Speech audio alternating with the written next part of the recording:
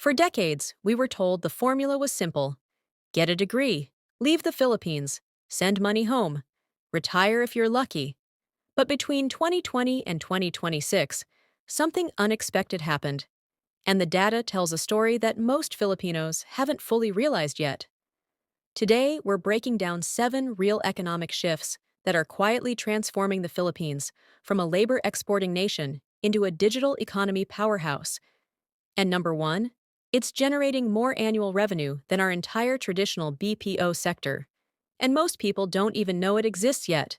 So stay until the end, because what's happening right now is the biggest economic opportunity in Philippine history. And you might already be part of it without realizing it. Number 7. The freelance economy has officially surpassed OFW remittances in growth rate. Let's start with a number that should be on every news channel, but somehow isn't. According to Payoneer's 2025 Global Freelance Income Report, the Philippines is now the fastest growing freelance economy in Asia, with a 208% increase in freelance earnings between 2020 and 2025. Here's what that actually means. Filipino freelancers collectively earned an estimated $6.5 billion in 2025, up from $2.1 billion in 2020. That's not speculation. That's data from payment platforms like PayPal, Payoneer, and Wise, combined with Bangko Sentral ng Pilipinas tracking. But here's the part that matters. While OFW remittances grew 12% over the same period, freelance income grew 208%. For the first time in modern Philippine history, the rate of wealth creation from Filipinos working remotely from the Philippines is outpacing wealth sent home from abroad. The shift is profound. We're not just exporting labor anymore. We're exporting expertise while staying home. Freelance platforms like Upwork, Fiverr, and TopTal report that Filipinos now dominate several key categories.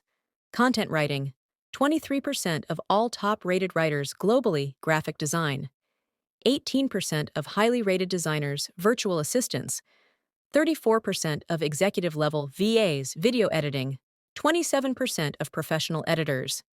These aren't random jobs. These are skilled, well-paying roles, with top Filipino freelancers earning $3,000 to $15,000 monthly while living in Quezon City, Cebu, or Davao. The old model, leave to earn. The new model, stay and earn even more. But if freelancing is the visible shift, what's happening next is operating completely under the radar. Number 6. Philippine software developers are now price competitive with India. And winning for 20 years, India owned the outsourced software development market. They had the scale, the reputation, the infrastructure. But according to Clutch.co's 2025 Global Outsourcing Report, something remarkable happened. The Philippines has become the second most hired country for software development projects, surpassing Ukraine, Poland, and Pakistan. Why the shift? 3 reasons, all backed by data. 1. Time zone advantage. Unlike India, the Philippines overlaps perfectly with U.S. West Coast hours. A developer in Manila can have real-time calls with a client in San Francisco, something Indian developers struggle with. 2. English fluency. EF Education First's English Proficiency Index consistently ranks the Philippines in the high proficiency category, higher than India, China, and most of Southeast Asia. 3. Cultural alignment. GitHub's 2025 developer survey found that Filipino developers have the highest collaboration scores in Asia, meaning they work better in distributed teams. The result? The average hourly rate for a Filipino senior software developer is now $35 to $65 per hour, compared to India's $25 to $50 per hour. But clients are choosing Filipinos despite the higher cost because of quality, communication, and reliability. Over 180,000 Filipinos now work as remote software developers, according to the Philippine Software Industry Association. That's double the number from 2020. And here's the kicker. Many of them never went abroad. They learned coding through free resources, boot camps like Suit and Avian School, and online platforms, then started earning Silicon Valley rates from their childhood bedrooms. But while developers are coding the future, another group is building something even more tangible. Number 5. The Philippines is becoming Southeast Asia's animation hub. You've probably watched them without knowing it. Arcane, Netflix's League of Legends series. Love, Death, and Robots. Marvel's What If. Major anime productions for Japanese studios. All of them had significant animation work done in the Philippines.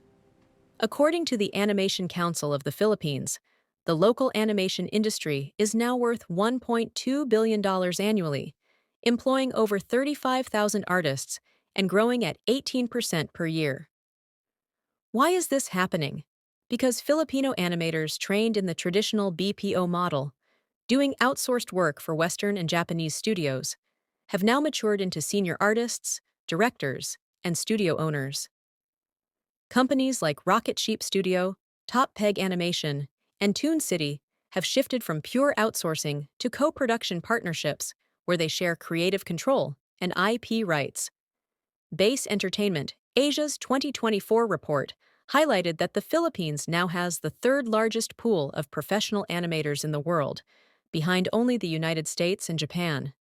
But here's what makes this transformation significant. These aren't just service jobs anymore.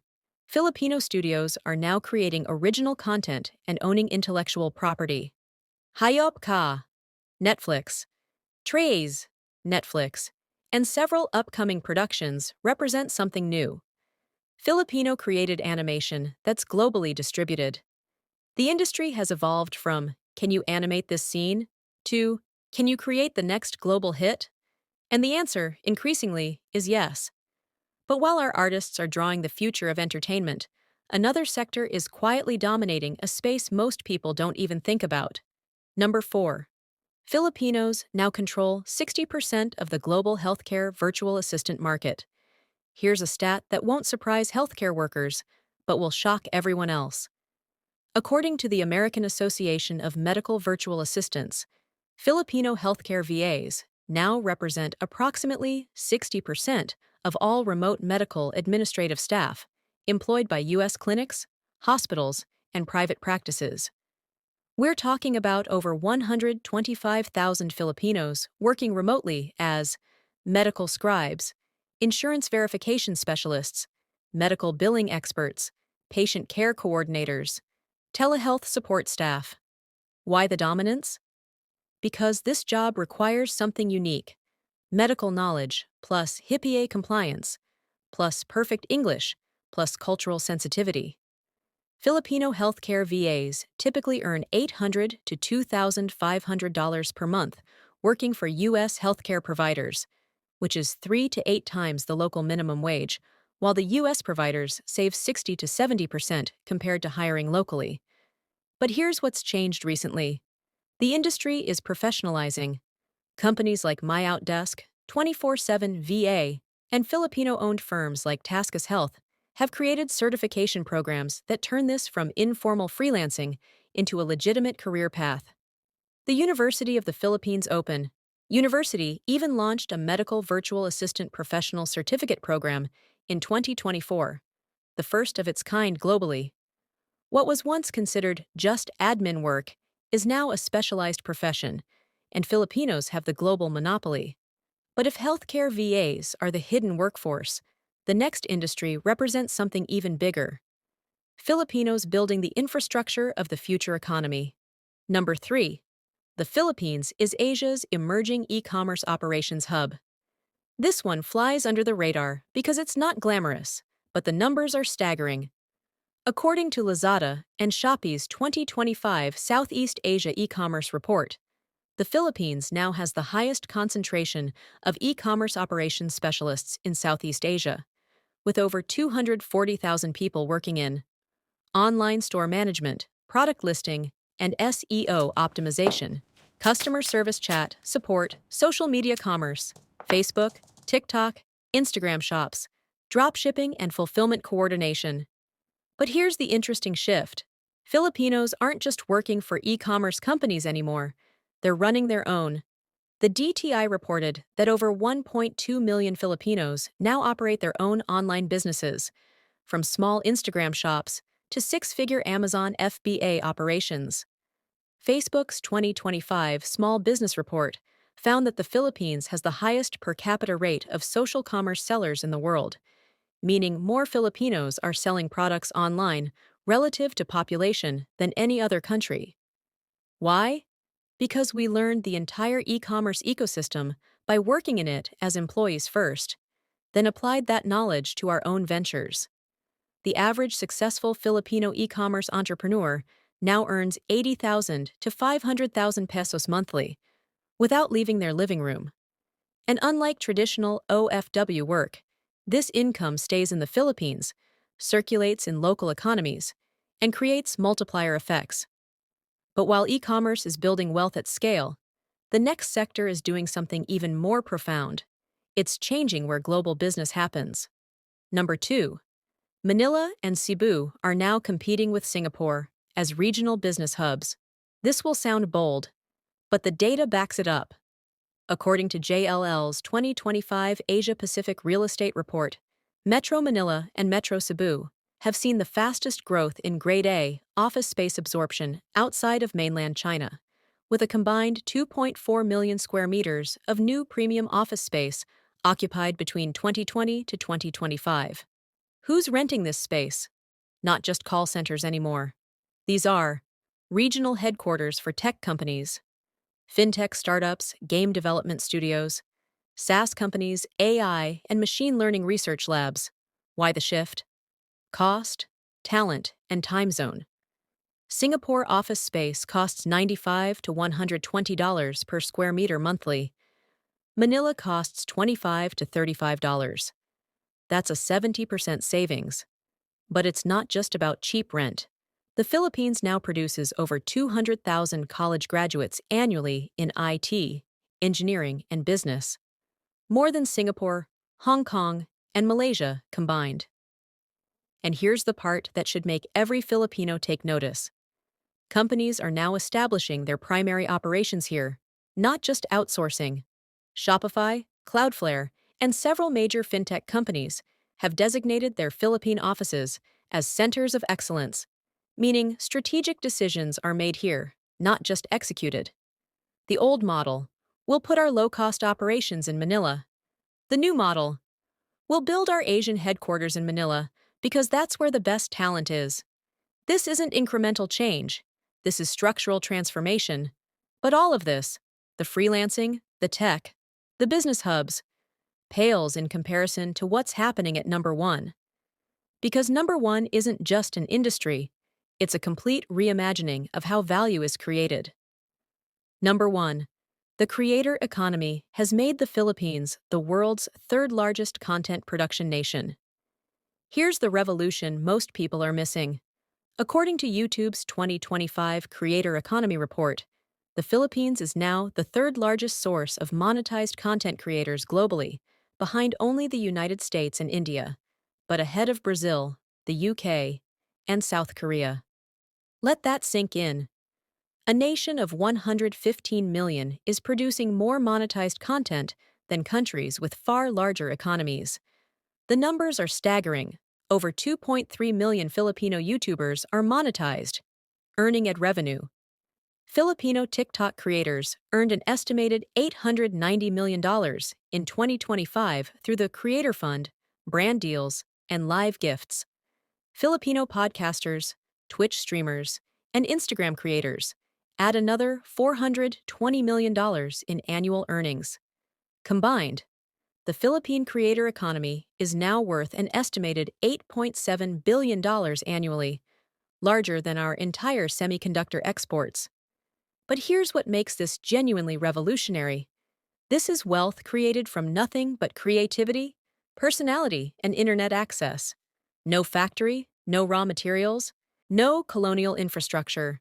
Just a phone, an idea, and an audience. And Filipinos are uniquely positioned to dominate this space because of something we've always had: cultural relatability across borders.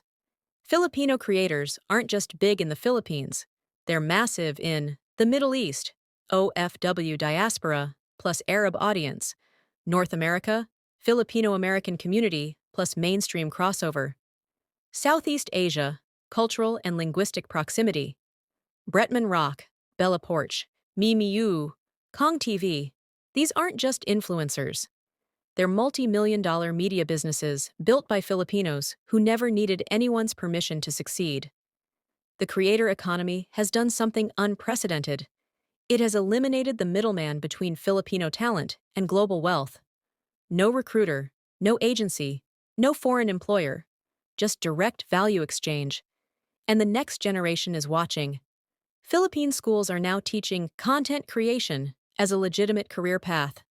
Parents who once pushed their kids to be nurses or engineers are now supporting them as streamers and vloggers.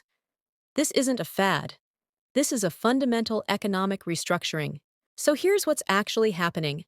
The Philippines isn't becoming a developed nation by following the traditional playbook: manufacturing, then services, then innovation. We're leapfrogging it entirely. We're building a digital-first, creativity-driven, remotely operated economy that doesn't require permission from foreign investors, doesn't depend on physical infrastructure, and doesn't force our people to leave. For the first time in 500 years, Filipinos are creating wealth on our own terms, in our own land, using our own skills. The data is clear: $6.5 billion in freelancing, $1.2 billion in animation, $8.7 billion in the creator economy, 180,000 remote developers, 125,000 healthcare VAs, 1.2 million online entrepreneurs. That's over $50 billion in new economy revenue generated by Filipinos who are rewriting the rules. The question isn't whether this is happening. The data proves it is. The question is, are you participating or are you still following the old script? Now it's your turn. Which of these 7 shifts surprised you most? Are you part of this transformation? Do you know someone who is? Drop a comment.